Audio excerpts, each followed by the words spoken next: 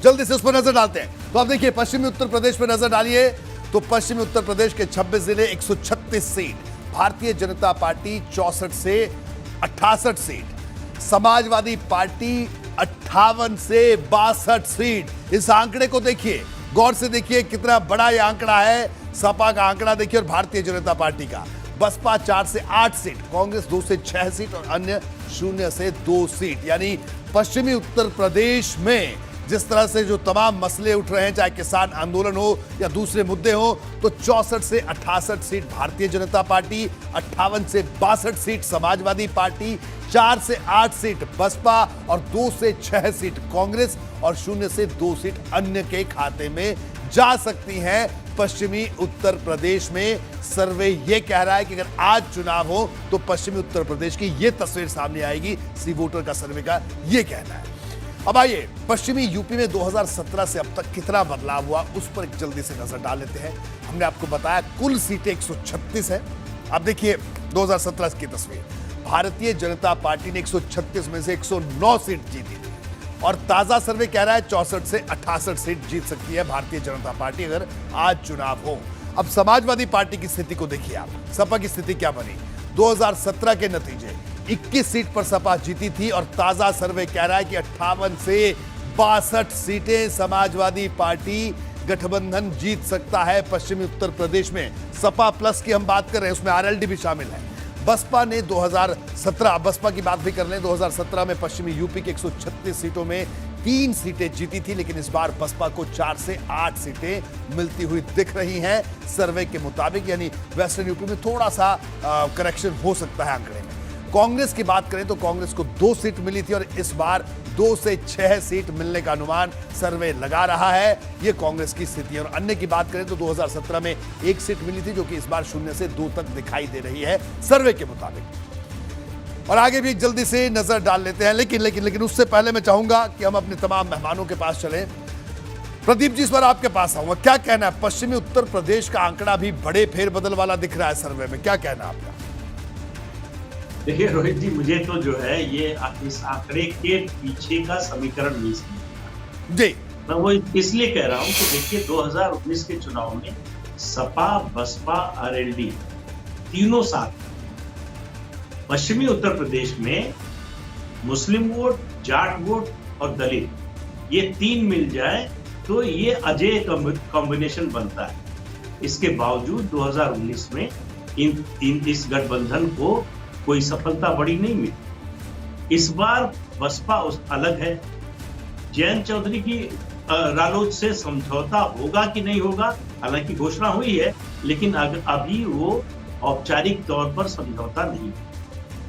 पश्चिमी उत्तर प्रदेश में यादव वोट नहीं है, जो समाजवादी पार्टी का कोर वोट है, यादव मुस्लिम, उसमें से यादव जो है वो समाज वहां पश्चिमी उत्तर प्रदेश में उनकी जनसंख्या नहीं के बराबर जी। तो कुल दारोमदार ये है कि जाट और मुस्लिम मिलेगा क्या, और उसके साथ क्या अति पिछड़ा जो अभी तक 3 चुनाव से बीजेपी के साथ था, वो छोड़कर एक मुश्त सपा और आरएलडी के साथ जा रहा है। अगर जा रहा है तो ये आंकड़े ठीक है, अगर नहीं जा रहा है तो ये आंकड़े। बिल्कुल यही वो समीकरण है जिस पर सबकी नजर है कि जाट मुस्लिम एक साथ, जो पहले का पुराना समीकरण था वो किस तरह से साथ आता है। लेकिन सर्वे जो इंडिकेशन दे रहा है वो आंकड़े हमने आपको दिखाए। अभिज्ञान, आपके पास आऊंगा। अभिज्ञान, क्या कहना है आपका जो पश्चिमी उत्तर प्रदेश का जो इंडिकेशन सर्वे के मुताबिक आ रहा है, आपकी राय?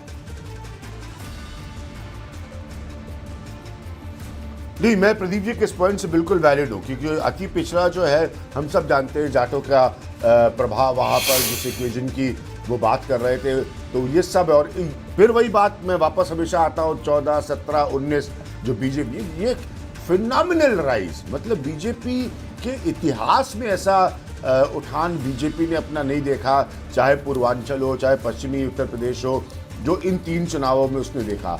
अब इस फिनोमिनल राइज के बाद, उठान के बाद, मतलब 17 में आप 300 सीट लाते हैं, लोकसभा में आप फिर 60 सीट के ऊपर जाते हैं उत्तर प्रदेश में, ये सारे इक्वेशंस के बावजूद जो है बीजेपी ने बहुत अच्छा किया था पश्चिमी उत्तर प्रदेश में। लेकिन फिर यहाँ पर ये सी वोटर का आंकड़ा एक इंडिकेटर दे रहा है, वो ये दे रहा है कि अगर आप समाजवादी पार्टी को देखिए तो 21 सीटों वाली समाजवादी पार्टी जो है वो 58 से 62 सीट तक पहुँच सकती है। यानी कि फिर जो है वो तो 3 गुना के करीब हो सकती है समाजवादी पार्टी। तो कहीं ना कहीं कोई चेंज हो रहा है। अब ये क्या परिवर्तन है, ये किन इक्वेशन से बन रहा है, ये तो अलग अलग ग्राउंड रिपोर्ट्स ज़्यादा सजेस्ट करेंगी। लेकिन सी वोटर का जो इंडिकेशन है उसके हिसाब से अगर आप देखिए तो बीजेपी जब गिर रही है तो उसका गेन, उसका लाभ जो है वो अपने तरीके से समाजवादी पार्टी ले रही है। तो ये कहीं ना कहीं उसका एक शिफ्ट हो रहा है।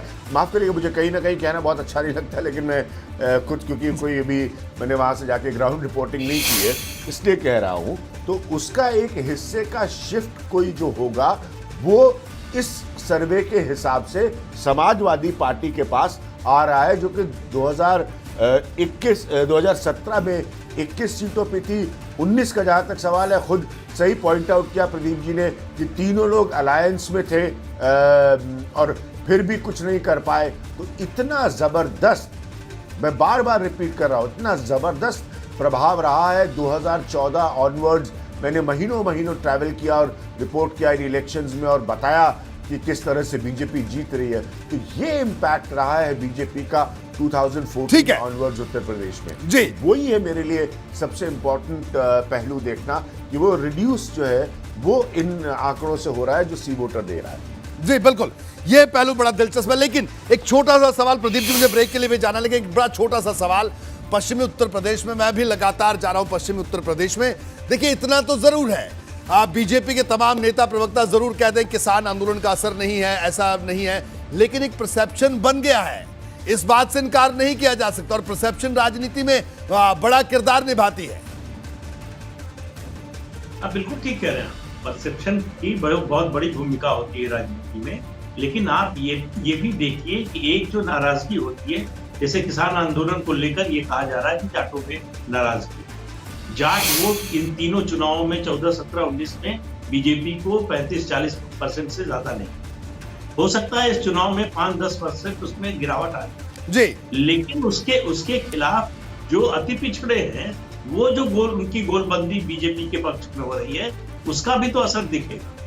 तो ये जो आंकड़े हैं आपके सर्वे के, उससे तो लग रहा है कि नीचे पूरी जमीन खिसक चुकी है बीजेपी। अगर चुनाव से 4 महीने पहले ये आंकड़े हैं तो चुनाव आते आते तो ये फिर पता नहीं क्या रूप लेंगे।